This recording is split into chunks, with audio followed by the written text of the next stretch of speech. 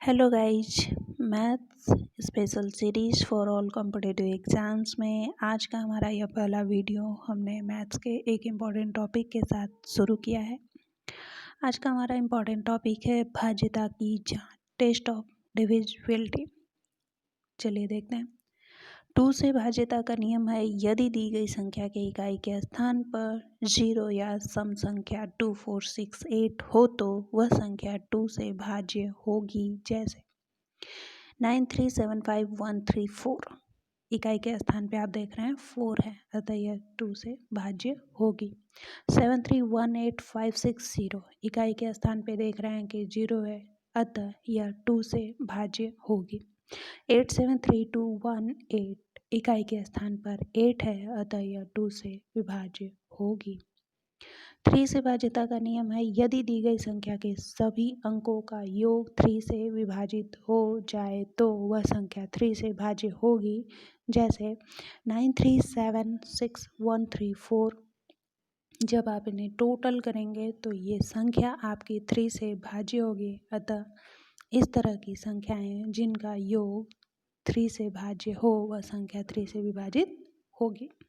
4 से विभाज्यता का नियम है, यदि किसी अंकों का अंतिम 2 अंक 4 से विभाजित हो तो वह संख्या 4 से विभाजित होगी। जैसे 3157916 अंतिम 2 अंक यानी इकाई दहाई 16 है जो कि 4 से विभाज्य होगी। अतः यह पूरी संख्या क्या होगी? 4 से विभाजित होगी। ठीक है। 5 से विभाज्यता का नियम है, यदि दी गई संख्या के इकाई के स्थान पर 0 या 5 हो तो वह संख्या 5 से भाज्य होगी। जैसे 5567 0 73281705639 तो आप देख रहे हैं 5 या 0, तो यह संख्या पूरी क्या होगी? 5 से विभाजित होगी। 6 से भाज्यता का नियम है, जो संख्याएं 2 और 3 दोनों से विभाजित होती हैं वे संख्याएं 6 से पूर्णतः विभाजित होंगी। जैसे 9376134 7318560 882828। आप जानते हैं 2 से भाज्यता का नियम होता है कि यदि दी गई संख्या के इकाई के स्थान पर 0 या सम संख्या हो, तो आप यहाँ देख रहे हैं या तो आपको 0 दिख रहा है या तो सम संख्या, अतः यह 2 से विभाज्य होगी। 3 से विभाज्यता का नियम है कि यदि दी गई संख्याओं का योग 3 से विभाज्य है तो ये पूरी संख्या 3 से विभाजित होगी।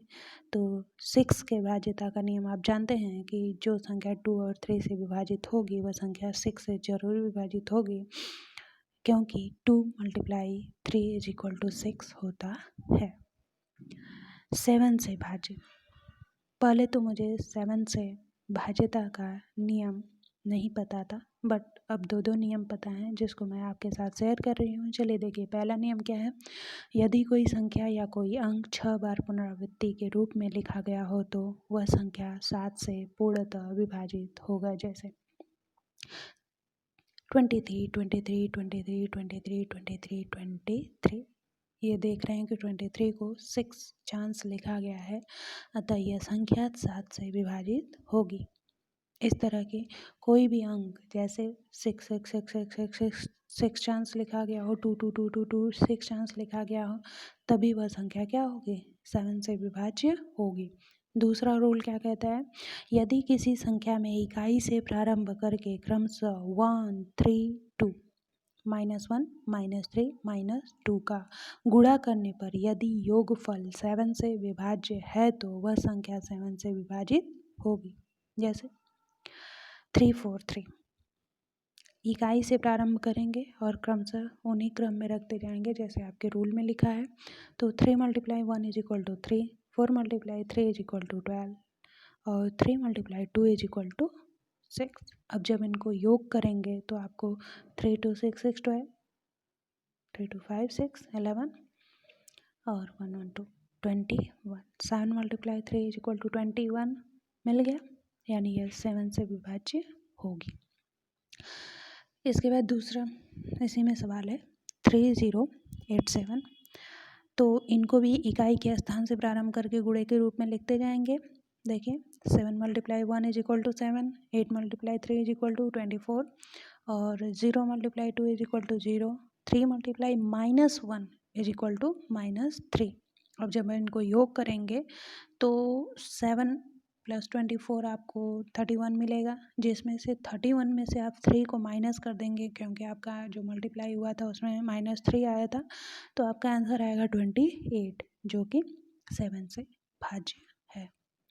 8 से विभाज्यता का नियम देखिए, यदि दी गई संख्याओं के अंतिम 3 अंक इकाई, दहाई, सैकड़ा 8 से विभाजित हो जाएं तो वे पूरी संख्याएं 8 से विभाजित होंगी।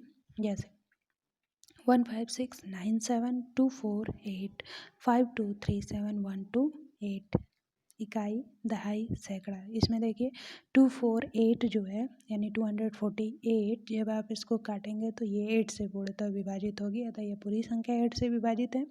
5237128, 128 को जब आप 8 से काटेंगे तो ये पूरी तरह विभाजित होगी, अतः यह संख्या भी क्या है, 8 से पूरी तरह विभाजित है। तो 8 से विभाजिता का नियम याद रखिएगा। इकाई, दहाई, सैकड़ा का जो अंक होगा वह 8 से अगर विभाज्य है तो वो पूरी संख्या क्या होगी, इससे विभाजित होगी। 9 से भाज्यता का नियम क्या है, यदि दी गई संख्याओं के अंकों का योग 9 से विभाजित हो जाए तो वे पूरी संख्याएं भी 9 से पूर्णतः विभाजित होंगी। ये एकदम 3 के जैसे है, जैसे आपने 3 में देखा ना सभी संख्याओं के अंकों का योग, तो यहाँ भी आप सभी संख्याओं के अंकों का योग निकाल लेंगे। अगर वो पूरी संख्याएं क्या होंगी, अंकों का योग 9 से विभाजित है तो पूरी संख्या क्या होगी, 9 से विभाजित होगी। जैसे 4569724 जब आप इसको प्लस करेंगे टोटल को तो ये पूरी संख्या क्या होगी, 9 से विभाजित होगी। 5137128 जब आप इसे टोटल करके विभाजित करेंगे तो वो 9 से विभाजित होगी। तो यही है हमारा 9 से भाज्यता का नियम। आगे देखिए 10 से भाज्यता का नियम क्या है, यदि दी गई संख्याओं में इकाई के स्थान पर 0 हो तो वे पूरी संख्याएं 10 से पूर्णतः विभाजित होंगी। 10 अर्थात आप देख सकते हैं 5 का रूल लग रहा है, जिसमें आप वहाँ पे 5 भी होता था, यहाँ पे 0 है, ठीक। जैसे 731856084342 लास्ट में आप 0 देख रहे हैं, जो कि आपको बताया गया है कि यदि दी गई संख्या में इकाई के स्थान पर 0 हो तो वे पूरी संख्याएं क्या होंगी, 10 से पूर्णतः विभाजित होंगी। तो यह है विभाज्यता का नियम 10 से। 11 से भाज्यता का नियम, इससे बहुत क्वेश्चंस बनते हैं। एक क्वेश्चन मैंने ढूंढकर आपके लिए रखा भी है, यदि दी गई संख्याओं में विषम संख्या वाले स्थान के अंकों का योग सम संख्या वाले स्थान के अंकों के योग का अंतर 0 हो अथवा 11, 22, 33, 44 इत्यादि हो तो वे पूरी संख्याएं 11 से पूर्णतः विभाजित होंगी। जैसे 35287615 विषम संख्या क्या है, 3271 और सम संख्या क्या है, 5865। जब आप इनको जोड़ेंगे यानी विषम संख्याओं का योग आप जब करेंगे तो 13 मिलेगा और सम संख्याओं का योग करेंगे 24, तो 24 में से 13 माइनस करेंगे तो आपको आंसर क्या मिल रहा है, 11। अतः यह संख्या क्या होगी, 11 से विभाजित होगी।